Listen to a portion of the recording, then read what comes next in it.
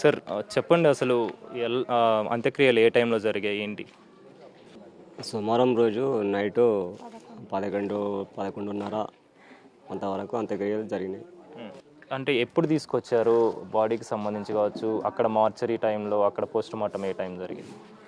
Post mortem అంటే మొన్న Sunday night 8 o'clock అట్లా పోస్ట్ మార్టం అయింది, తీసుకుపోండి అని చెప్పేసి అక్కడ పోలీసు వాళ్ళు చెప్పారు మాకు. చెప్తే మేమేం చేసామంటే మేము తీసుకోపోము, మాకు అవసరం లేదు, వాళ్ళే చేసేది ఉంటుంది, వాళ్ళ పిల్లగానులు చేసేది ఉంటుంది కదా, వాళ్ళే చేయాలని చెప్పేసి మేము తీసుకురాకుండా వచ్చేసినాం మేము. వాళ్ళ తర్వాత మళ్ళీ సార్ ఫోన్ చేసి వాళ్ళు తీసుకుపోరంట, మీరే తీసుకుపోవాలని చెప్పేసి సిఐ సార్ చెప్పిండు. సరే అని చెప్పేసి మేము ఇంటికి వచ్చేసినాక నిన్న మళ్ళీ సార్ 2 సార్లు ఫోన్ చేసాడు. వాళ్ళు తీసుకుపోరంట, మీరే తీసుకుపోవాలని చెప్పేసి సార్ ఫోన్ చేసాడు. ఇక ఊరోళ్ళంతా మీరు ఎందుకు తీసుకొస్తారు, వాళ్ళే తీసుకొస్తారు, మేము అందరం ఉంటాం మీకు సపోర్టు, మేము తీసుకొచ్చి వాళ్ళతోటే చేపిస్తామని చెప్పేసి ఊరు మొత్తం అంతా మాట్లాడారు. ఊరి సమస్య మొత్తం పెద్దలంతా మాట్లాడారు. 12 వెయిటింగ్ చేసినాం, పోతారేమో తీసుకొస్తారేమో అని. 12 అయిపోయింది, 2 అయిపోయింది, ఎవరు పట్టించుకోలేరు. ఇక ఎందుకంటే మళ్ళా ఆ సార్ మళ్ళీ ఫోన్ చేసాడు, మీరు గారు వాళ్ళు కాదంటే ఆ అమ్మాయిని అక్కడనే మున్సిపాలిటీకి అప్పగిస్తాం, వాళ్ళే కాల్ చేస్తారని చెప్పేసి అక్కడ సార్ ఫోన్ చేసి మళ్ళీ. మరి మీరు వాళ్ళని సంప్రదించడం జరిగిందా? వాళ్ళ కుటుంబ సభ్యులకు కావచ్చు, అదే మహేందర్ రెడ్డికి సంబంధించిన కుటుంబ సభ్యుల్ని సంప్రదిస్తే ఏం మాట్లాడారు? వాళ్ళ తల్లిదండ్రులతో కానీ ఏమన్నా సమాచారం తెలిసిందా మీకు? వస్తామని కానీ రామని కానీ ఏమన్నా చెప్పడం? నేనేం అనలే, మా బంధువులు వేరే వాళ్ళు మాట్లాడితే మేమేం రాము, అక్కడ మనం కొట్టి చంపేస్తారు, వాళ్ళని చేసుకోవాలని చెప్పేసి వాళ్ళకి సమాధానం చెప్పారంట వాళ్ళు. వాళ్ళు అంతే చెప్పారంట, రామని చెప్పారంట. అదొకటి నాకు పర్మిషన్ తెలిసింది నాకు అంతే. ఓకే, రాగానే అంటే ఊర్లోకి తీసుకురావడం జరిగిందా, లేదా అక్కడే శ్మశాన వాటికలో అంత్యక్రియలు? ఊళ్ళకి వస్తుంది, శివం అనేది ఊళ్ళకి వస్తుంది, ఊళ్ళకి నుంచి శ్మశాన వాటికి తీసుకుపోయినాం. అంటే అంబులెన్స్లో అట్లనే తీసుకుపోయి శివక్కనే దానం చేసినాం. ఓకే, పోలీసులు ఏం చెప్పడం జరిగింది దీనికి సంబంధించి? అంటే మహేందర్ రెడ్డి అనే వ్యక్తి ఇప్పుడు ప్రజెంట్ జైల్లో ఉన్నాడు, వాళ్ళకి సంబంధించి కూడా మీరు నిన్నటి నుంచి కూడా డిమాండ్ చేస్తున్నారు అతన్ని కఠినంగా శిక్షించాలని చెప్పేసి, అంత్యక్రియలు కూడా వాళ్ళు చేయాలని చెప్పేసి కూడా మాట్లాడడం జరిగింది. మరి పోలీసులు ఏం చెప్పారు, మీకు ఎలాంటి హామీ ఇచ్చారు? నిన్న ఊరు పెద్దలు చెప్పినట్టు వినాలనుకొని సరే అని చెప్పి అక్కడ టెంట్ వేయించి అక్కడ కూర్చోబెట్టి మీడియా వాళ్ళు గిట్టంగా వచ్చారు. మాకు న్యాయం జరగాలి అని చెప్పేసి వాళ్ళే చేయాలి, దానం మొత్తం వాళ్ళే చేయాలి, ఎట్టి పరిస్థితుల్లో పోలీసు బందోబస్తు పెట్టి తీసుకొచ్చి చేయాలని కూడా కొద్దిసేపు ధారణ చేసినాం. 2-3 గంటలు పోలీసులు ఉన్నారు, మస్తున్నారు, 10-20 మంది ఉన్నారు. వాళ్ళు ఒక్క సమాధానం మాకేం చెప్పలే, మమ్మల్ని ముట్టుకోలేరు, వాళ్ళకేం చెప్పలేరు, మేమేమనలే వాళ్ళేమనలే, కాముషిగా ఊరుకున్నారు. ఊరు గిట్టంగా వాళ్ళు మరి మాట్లాడుకొని పోయి అంతా తీసుకొచ్చి చేపియాలి కదా, వాళ్ళు ఊరు గిట్ట ఎవరు పట్టించుకోలేరు. వాళ్ళు పట్టించుకోలేకపోతే వీళ్ళు పట్టించుకోకపోతే, ఎందుకంటే ఇక నేను పెంచి పెద్ద చేసినా ఊకోదు పానం. ఇక ఎట్లయినా నేనే నష్టమైనా, ఇప్పటికైనా నాకు బాధ పోదు, ఎవరైనా ఏమో అనుకోని అట్లా అని చెప్పేసి సరే అని చెప్పి 2-2:30 తర్వాత ఈ మామూలం పంపిస్తే తీసుకొని వచ్చారు అక్కడ నుంచి బాడీ. మీరే అంటున్నారు పెంచి పోషించిన కన్నపేగు ప్రజెంట్ కూతురు లేని పరిస్థితి, దానికి సంబంధించి అసలు అప్పట్లో వీళ్ళిద్దరికి పరిచయం ఎలా ఏర్పడింది? ఆ తర్వాత ఏ విధంగా మీరు ఒప్పుకోవడం జరిగింది? పరిచయం అంటే ఎట్టి పరిస్థితుల్లో పరిచయం లేని విషయమే ఉండేది. ఆమె మొత్తం ఇంచుమించు 5th క్లాస్ నుంచి మొత్తం హాస్టలే, చివరి దగ్గర హాస్టల్నే ఉండే. డిగ్రీ ఒక ఫైనల్ ఇయర్ వరకు మొత్తం అక్కడనే ఉంది, హాస్టలే ఉంది. వాడు ఎప్పుడు పరిచయం అయింది తెలియదు, ఎవరేం మాట్లాడింది తెలియదు. ఎప్పుడు ఇట్లా నాకు అంత అసలే నాకు కనెక్షన్ లేదు అసలు, ఆమెకు ఆయనకు అసలు ఎప్పుడు ఇట్లా లేదు. ఎట్లా పరిచయం నాకు అయితే అసలే తెలియదు. 2003లో 18కు ఇక్కడ సంక్రాంతి సెలవులకు వచ్చింది ఇంటికి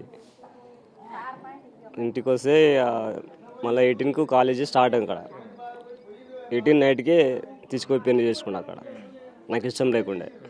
నేనేం చేసినా గొడవ చేసిన తీసుకుపోయినందుకు, వాళ్ళ మీద డౌట్ నాకు. ఇక్కడ గొడవ చేసిన ఇంటికాడ గొడవ చేస్తే ఇక వాళ్ళు కాంప్లైంట్ ఇచ్చారు నా మీద, వికారాబాద్లో కాంప్లైంట్ ఇస్తే వాళ్ళు ఏం చేశారు, వాళ్ళకి ఇద్దరు ఇష్టం ఉండగా పెళ్లి చేసుకోరు, మనం ఏం చేయలేము, మీరు ఏం చేసినా మీ మీద కేసు అవుతుంది అని చెప్పేసి వాళ్ళు బెదిరించారు నన్ను. ఇక వాళ్ళు ఇద్దరు ఇచ్చినప్పుడు మనం ఏం చేయలేం కదా. ఇక మా అమ్మాయి గిట్ట వినలేదు, మస్తు బతిలాడిన, వద్దని చెప్తే కూడా నేను పోతాను పోయింది. అంతకు ఒక 2 నెలలు అయింది. ఉన్న తర్వాత నన్ను బాధ పెడుతున్నారు, నన్ను హింసిస్తున్నారు బాగా అని చెప్పేసి మళ్ళీ నాకు ఫోన్ చేసింది. వాళ్ళ అత్త మామ వాళ్ళంతా ఆ, ఇట్లా అన్నం పెడతలేరు అట్లా అట్లా మన తిడుతున్నారు బాగా అడ్డగోలుగా టార్చర్ పెడుతున్నారు అని చెప్పి అంటే కంప్లీట్ ఇవ్వి మళ్ళీ అని నేను చెప్పిన. నేను ఎందుకు రమ్మంటే నేను రమ్మని పోయి కంప్లీట్ ఇవ్వి వాళ్ళే చూసుకుంటారు అని చెప్పిన. పోయి కంప్లీట్ ఇస్తే వాళ్ళు పోయి ఇక పిలిపించి వాళ్ళు మాట్లాడుకున్నారా ఏం చేసారు నాకు తెలియదు. పోలేను పోలీస్ స్టేషన్ పోలేను, నేనేం పోలేను. ఇక మళ్ళీ పోయింది, ఇక మాట్లాడుకొని పోయింది. మళ్ళీ 3 నెలలుగా 4 నెలలుగా మళ్ళీ వచ్చింది. మళ్ళీ వచ్చినాక మళ్ళీ అది టార్చర్ పెడుతున్నారు. అది పోయిన నుంచి మొత్తం టార్చరే వాంది. ఇక ఒక్క నాటికి సక్కర్లేదు వాడు. ఎందుకంటే వాడు ఏదో వాడుకొని వాని ఇజ్జత్ వాని మొత్తం మీద రోడ్డు పాలు చేద్దామని చేసిండు వాడు. వానికి మాత్రం జైలు శిక్ష కాదు ఉరి శిక్ష చేసిన ఉరి శిక్ష చేయాలి. వానికి ఏమీ కాదు, వానికి ఉరి శిక్ష చేయాలి. వాడిని వాళ్ళ ఫ్యామిలీ మొత్తం జైలు శిక్ష, వానికి కట్టిన కారం వాళ్ళ ఫ్యామిలీకి జైలు శిక్ష పడాలి, వానికి ఉరి శిక్ష పడాలి. ఈ గవర్నమెంట్ని కోరేది నేను అదే. ప్రతి ఒక్కడు అదే పని చేస్తున్నాడు. ఏం న్యాయం జరుగుతున్నది? తీసుకుపోతున్నారు, జైల్లో పెడుతున్నారు, ఇంత ఫుడ్ పెడుతున్నారు, కొడుకులను పెంచుతున్నారు. 3 నెలలకు 6 నెలలకు బయటకు వస్తారు, మళ్ళీ ఇంకొని చంపుతున్నారు. వాళ్ళు దేశాన్ని ఏమైనా ఉద్ధరిస్తురా? చచ్చిపోయిన వాళ్ళకు అర్థమవుతుంది, అది ప్రాణాలు పోయిన వాళ్ళకి అర్థమవుతుంది. అది కొడుకు అది ప్రజార్థంగా ఉన్నాడు, వాడు జైల్లో కూర్చున్నాడు, అర్థం కూర్చొని తింటున్నాడు. మనం ఎంత బాధపడుతున్నాం మనకు తెలుసు. అది పెంచి పెద్ద చేసినానికి అర్థమవుతుంది. అది ఇట్లా కొడుకులకు గురి శిక్ష ఖచ్చితంగా వాడాలి. నేను కోరేది అదే. చివరిగా అంటే ఏమో 5 నెలల ప్రెగ్నెంట్గా కూడా ఉన్నారు స్వాతి గారు. ఆ టైంలో మీతో ఏమైనా మాట్లాడడం జరిగిందా? అంటే ఈ ప్రెగ్నెన్సీ విషయం కావచ్చు, సంతోషంగా మాట్లాడిందా, లేకపోతే ఎలా మాట్లాడిండొచ్చు ఆ టైంలో? మా ఇంటికి వచ్చినప్పుడు 1 మంత్ అని చెప్పి ఇట్లే బాగా జ్వరం వచ్చినుండే. ఇక్కడ జ్వరం వస్తే దాకా తీసుకోపోయాను. నేను తీసుకపోతే డాక్టర్ అని చెప్పారు 1 మంత్ పైన మంచి చెప్పారు. అంటే నీకే మంచిగా లేదు, 1 మంత్ వద్దు ఏమొద్దు, టాబ్లెట్ వాడుకో, అవసరం లేదని చెప్పి నేనే చెప్పిన డైరెక్ట్. ఎందుకంటే నీకేం బాగాలేదు, నువ్వు మంచిగా ఉంటే ఇట్లా తర్వాత ఏమైనా బతుకుతావు, ఎట్లా పిల్లలు కావచ్చు, ఎట్లా అనేది అవసరం లేదని చెప్పిన. అంటే నా మాట వినకుండా ఊకుంది, అట్లనే ఊకుంది. ఇప్పుడు ఇంచుమించు 5 మంత్ 6 మంత్ అయిందంట. అది అప్పటి నుంచి నాకు తెలియదు, నేను ఫోన్ చేయలేను, నాకు ఫోన్ చేయలేదు. అలా మాతో ఏం మాట్లాడుతున్నా నేను కూడా మాట్లాడలేకపోయినా. ఎందుకంటే నేను చెప్పినట్టు లేదు కాబట్టి ఇక నేను దూరం ఉన్నా, ఆమె వాళ్ళే మాట్లాడుకున్నారు. ఇక నేనేం మాట్లాడలేకపోయినా. అదే చివరి మాటన మీకు ఆ రోజు మీరు తీసుకురావడం, హాస్పిటల్కి తీసుకెళ్ళడం, ఆ తర్వాత నుంచి మీరు ఆమెతో టచ్లో ఉన్నారా? ఫోన్ చేసి మాట్లాడేది. తిన్నవాడు అంటే తిన్నా మంచిగా ఉన్నాను అంతే చెప్పేది, ఏం చెప్పలేదు నాకు. అంతే, ఎక్కువ ఏం మాట్లాడుకున్నా తోటి. నేను మంచిగా ఉన్నాను, నేను అంతే ఏం చెప్పలేను. ఇక మీకు ఆమె అంతే తిన్నావంటే తిన్నాండి. చివరికి ఎప్పుడు మాట్లాడడం జరిగింది మీతో? ఇంచుమించు నాకు 20 days అయిపోయింది. అప్పుడు అప్పటి నుంచి గిట్ట నేను గిట్ట ఫోన్ చేస్తలేదని నేను గిట్ట మస్తు బాధపడుతుంటే, ఫోన్ చేస్తలేదు. ఇక ఫోన్ చేయలేదు, నాకు 20 days నుంచి ఫోన్ చేయలేదు. ఈ మహేందర్ రెడ్డి కుటుంబ సభ్యుల విషయానికి వస్తే వాళ్ళ తల్లిదండ్రులు మీతో పాటు ఎలా ఉండేవాళ్ళు? అంటే పెళ్ళైన దగ్గర నుంచి కావచ్చు, ఆ టైంలో మీతోటి ఎలా ఉండేవి సంబంధాలు? పెళ్లి కాకముందు బాగానే ఉండేది మాతో, మంచిగా ఉండేది. మేము ఎప్పుడేం గొడవ పడేది లేదు, ఎప్పుడేమో కక్షలు మాకు ఏమీ లేవు, మంచిగా ఉండేది. పెళ్ళి అయినాకనే నాకు ఇట్లా అన్నందుకు నేను ఇంకా గొడవ చేసినందుకు మాట్లాడలేకపోయినా. దూరం ఉన్నాం, అప్పటి నుంచి దూరం ఉన్నాం. అప్పటి నుంచి కొంచెం కక్ష పెరిగింది నాకు. వాళ్ళ అత్తమామ బాగా టార్చర్ పెట్టేది. నేనేం అనలేకపోయాను ఇక. ఎందుకంటే ఇప్పుడు ఏమన్నా నేను ఆమెకు బాధ అవుతుంది, మా డాడీ నన్ను ఇట్లా చేసా కదా అని చెప్పేసి అంటుకుంటుంది అని చెప్పేసి నేను కూడా ఏం అనలేకపోయాను. ఎంత టార్చర్ పెట్టినా నేను ఏం అనలేను. ఇక ఆమె మస్తు మింకొని లాస్ట్కి వస్తే వాడు ఈ పని చేసాడు వాడు.